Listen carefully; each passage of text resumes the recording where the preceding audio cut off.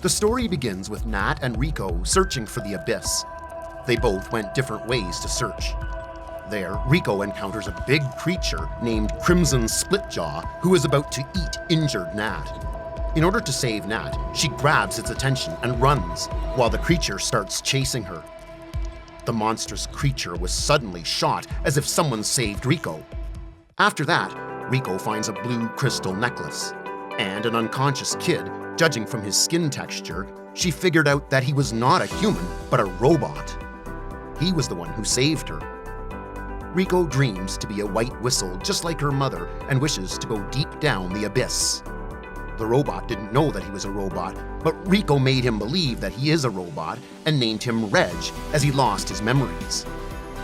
Rico thinks that Reg has come from the depth of the abyss. Well, around 19 years ago, a huge pit with a diameter of 1,000 meters was discovered. What's inside the abyss is still a mystery. Unknown creatures, dangerous and mysterious relics lie ahead.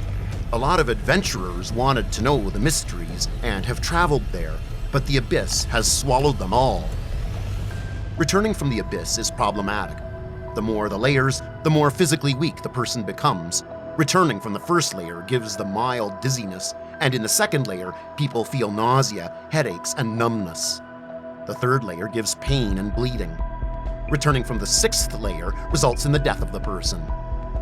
Rico figures out that Reg can go deep down the abyss without having any after effects, as he is a robot, and this won't affect him in any way. Nat thinks that Reg's body is one of the most valuable relics.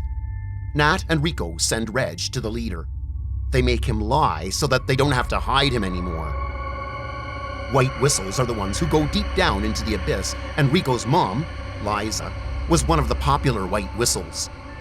Later, the leader tells Rico that she was born in the abyss, as during that time, her mom and dad were on a mission in the abyss. But Liza abandoned her team and carried Rico in a curse-repelling vessel. Moreover, he also tells her that her late father was also an adventurer. However, later, Liza completed her mission. Soon, Rico finds a sealed document where there was a message written on it that said, "At the Netherworld's bottom, I'll be waiting." Even after Nat strictly forbids Rico to go down the abyss, she insists on going down. Shiggy finds the map of the abyss, and finally, Rico starts her journey to the abyss along with Reg. While they were about to enter the second layer, they were stopped by Habbo, but actually, he came there to help the kids to enter the second layer. In the second layer, they encounter many problems, but Reg, with his power, solves them all and saves Rico. At first, they were attacked by a huge bird-like creature. While saving Rico from the creature, he recalls that he has done something similar in the past. Finally, both of them reach the Seeker camp. Rico and Reg encounter the white whistle, Ozen, the same lady that Habbo warns them to stay away from. She was the one who carried Rico in the curse-repelling vessel when she was born. Well, to avoid the attention of others, Ozen hands them blue whistles, as it's not quite possible for a red whistle to come to this level of abyss, and Rico was a red whistle. Ozen orders Maruk, a girl of their age, to keep them company, and with her help, they wash up. In the Seeker camp, Rico saw a mysterious creature.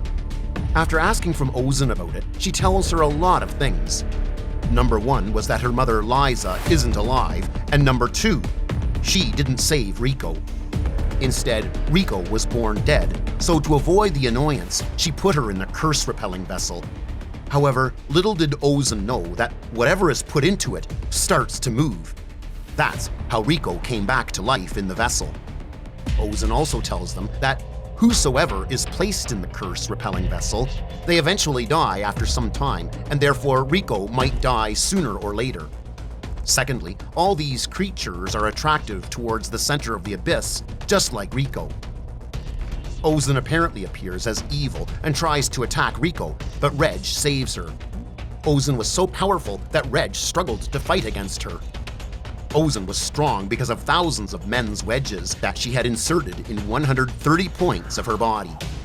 Ozen brutally attacks Reg, and he falls unconscious. However, later she places his body parts together to wake him up. Maruk called the subterranean bandits, who are Ozen's cave raider squad.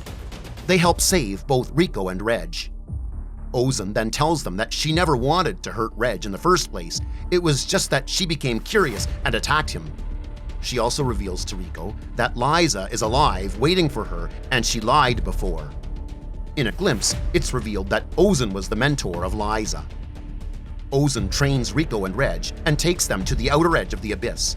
She gives them the task of survival training and asks them to survive in that area for 10 days.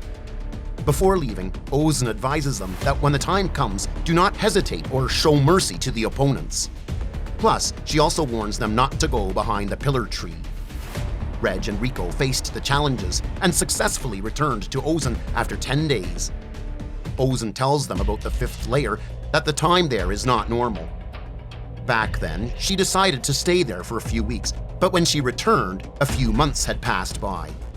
Ozan gives Rico hopes that as the time passes slowly deep down the abyss, so there is a high possibility of Liza being alive. However, Ozan also warns them that they shouldn't stay any longer in the fifth layer, and there are other white whistles there as well. So they should stay away from them. These white whistles are named as the Sovereign of Guidance, Waikuna the Chosen, and the Sovereign of Mystery, Straho the Mysterious. Ozan gives Rico her mother's weapon to use it in emergency.